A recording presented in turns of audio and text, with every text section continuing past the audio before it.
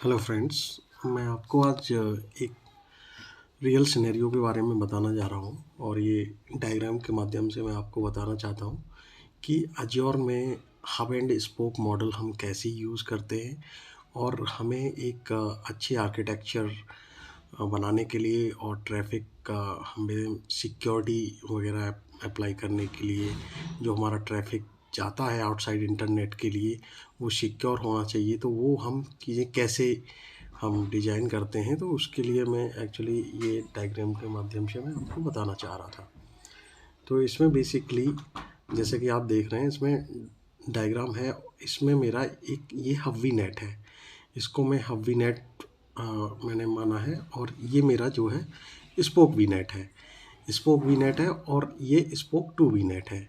ये दोनों आपको मालूम होगा कि वी नेट हम क्रिएट क्यों करते हैं। कि वी नेट बेसिकली हम क्रिएट करने का रीज़न ये होता है कि ये एक लॉजिकल बाउंड्री होती है, जो लॉजिकल नेटवर्क बाउंड्री है, जिसमें वी नेट के हम यानी वर्चुअल नेटवर्क होता है और इसके अंदर हम सबनेट्स बनाते हैं। जैसे सबनेट्स की रिक्वायरमेंट होती है, जैसे आप प्रोडक्शन के लिए बना सकते हो, डेव एनवायरनमेंट के लिए बना सकते हो, यूएटी के लिए बना सकते हो, जिससे कि इजी टू एडमिनिस्ट्रेशन रहे। और आप जब भी कोई सिक्योरिटी पॉलिसी या आप नेटवर्क सिक्योरिटी ग्रुप लगाते हो तो आप सबनेट लेवल पे डिफाइन कर सको, जिससे कि आपका अदर कोई डिपार्टमेंट, सपोज आपने माना कि ये आपने जो लगाया हुआ है ये आपका डेव इन्वायरमेंट है, राइट।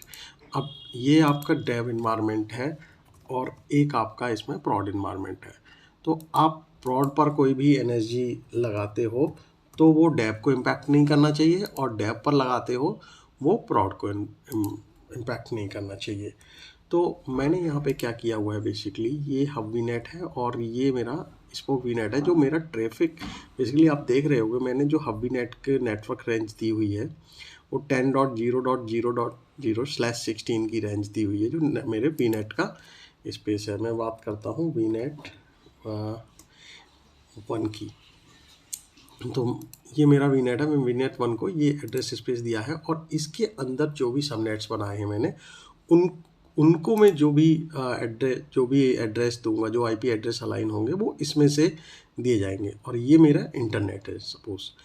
तो अब मैंने जो यहाँ पर आर्किटेक्चर लिया है, एक्चुअली वो आर्किटेक्चर ये लिया है कि मेरा ये फायरवॉल लगाया हुआ है और मैं सपोज मानता हूँ मेरी एक वेबसाइट, मेरी ऑन प्रेम साइट यहाँ पर है और ऑन प्रेम साइट में मैं कम्युनिकेशन कराना चाहता हूँ मैं अपने जो है अज्योर साइट से। ऑन प्रेम साइट की जो कनेक्टिविटी रहेगी मेरी, जैसे कि आप साइट टू साइट वीपीएन ले सकते हो, एक्सप्रेस राउट ले सकते हो, जो भी आप अकॉर्डिंग टू रिक्वायरमेंट आप ले सकते हो। तो उसमें जैसे मैं इसको कनेक्टिविटी जो रिप्रेजेंट कर रहा हूँ, इसमें साइट टू साइट वीपीएन के थ्रू मैं इस कनेक्टिविटी को रिप्रेजेंट कर रहा हूँ। तो जो बेसिकली मेरी साइट टू साइट वीपीएन के थ्रू कनेक्टिविटी है। लेकिन अब सबसे बड़ी चीज़ क्या है कि यदि मैं इस अपनी जो ऑन प्रेम साइट है इसका कम्युनिकेशन डायरेक्ट अज्योर साइट से मैं करा देता हूँ और कोई भी मेरे पास सभी से मेरा कम्युनिकेशन रहता है, सभी वीनेट से, तो वो एक तरह से अनसिक्योर रहेगा। और मेरा जो भी यदि कोई ऑन प्रेम पे कोई ट्रैफिक में वायरस आता है तो वो पूरे नेटवर्क एनवायरनमेंट को इम्पैक्ट कर देगा। तो इससे बचने के लिए मैंने क्या किया हुआ है, यहाँ पे सिक्योरिटी प्लान की हुई है, उसमें मैंने फायरवॉल लगाया हुआ है। मैंने प्लान किया है कि इसको हब वी नेट मान के चल रहा हूँ। मेरा जो डायरेक्टली होगा क्या, मैं जो site to site VPN configure करूँगा मैं इस वाले वी नेट पे करूँगा और इस वाले वीपीएन की कनेक्टिविटी मेरे लोकल ऑन प्रेमिसेस साइट से रहेगी। और ऑन प्रेम साइट से जब कनेक्टिविटी हो जाएगी उसके बाद मैं चाहता हूँ कि मेरे जो स्पोक वी नेट्स हैं, इन स्पोक वी नेट्स का जो ट्रैफिक है वो मेरा फायरवॉल से होकर जाएगा।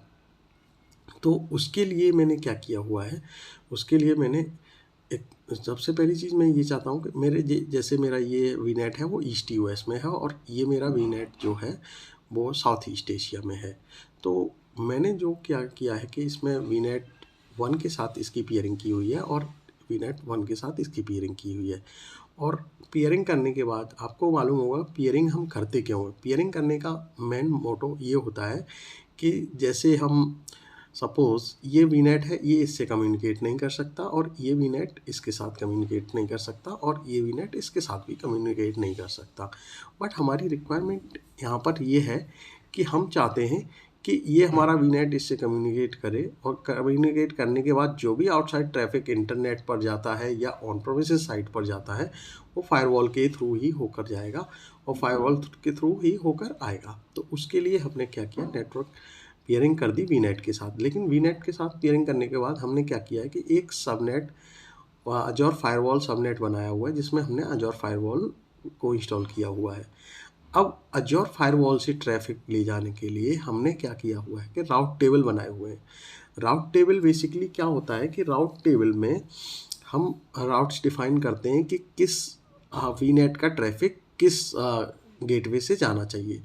तो जो इसका गेटवे जो सबनेट होगा इस सबनेट का, वो हम उस while the defining the route table हम उसमें एंटर कर देंगे।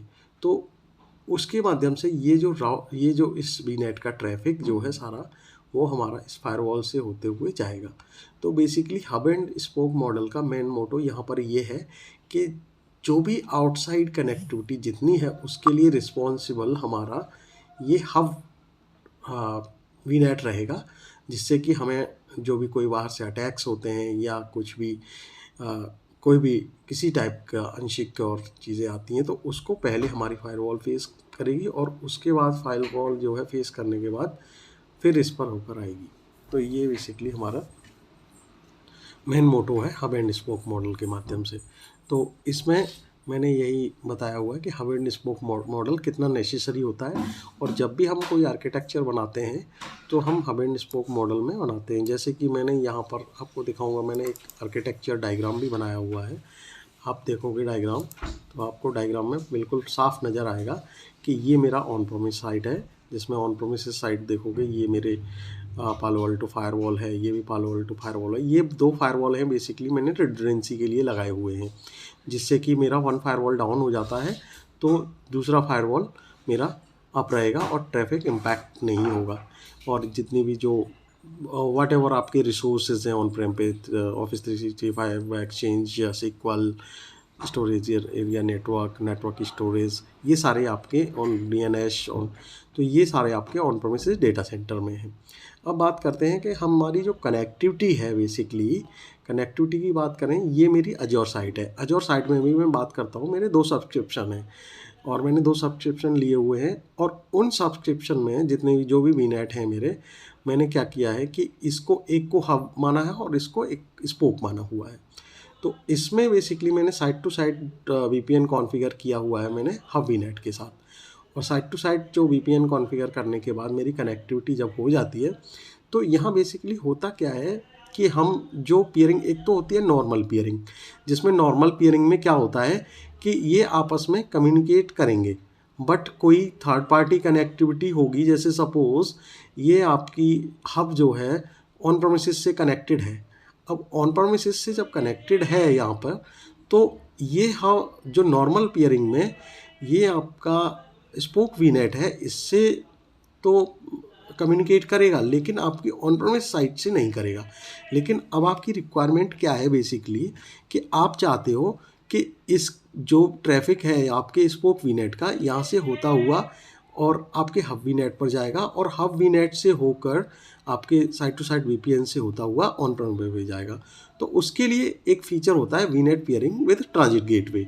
इसमें बेसिकली क्या होता है कि हम जो है जब वाइल द पियरिंग, मैं आपको बता देता हूँ कि जब हम पियरिंग करते हैं तो हमें उसके लिए क्या करना होता है। जैसे मैंने सपोज़ मेरा हब वीनेट ये है, ठीक है।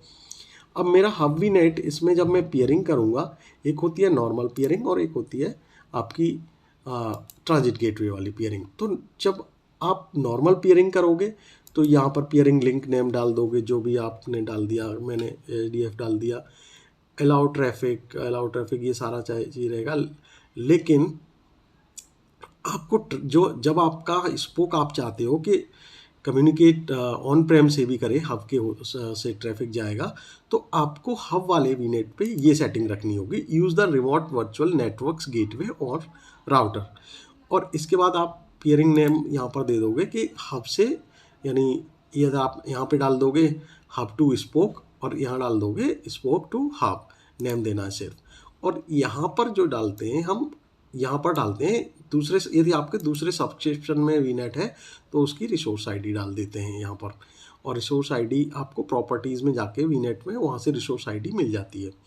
और उसके बाद आपको यहाँ पर एक्चुअली जब वो आपका एज ए इसके साथ वर्चुअल नेटवर्क गेटवे कॉन्फ़िगर होगा और लोकल नेटवर्क अटैच्ड होंगे, तो यहाँ पे ये ऑप्शंस हाईलाइट हो जाता है, use the remote virtual network gateway और राउटर।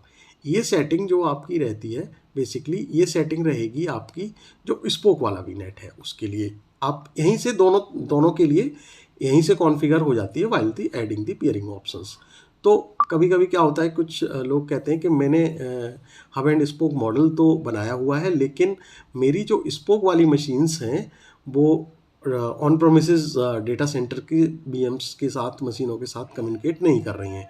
तो वो यही प्रॉब्लम होती है कि जो उन्होंने हब वी नेट के साथ जो पेयरिंग की हुई है स्पोक्स की, वो वहाँ पर उन्होंने ये ऑप्शंस चूज़ नहीं किया हुआ, use the remote virtual network gateway और राउटर, और यहाँ पर use the remote virtual network gateway और राउटर।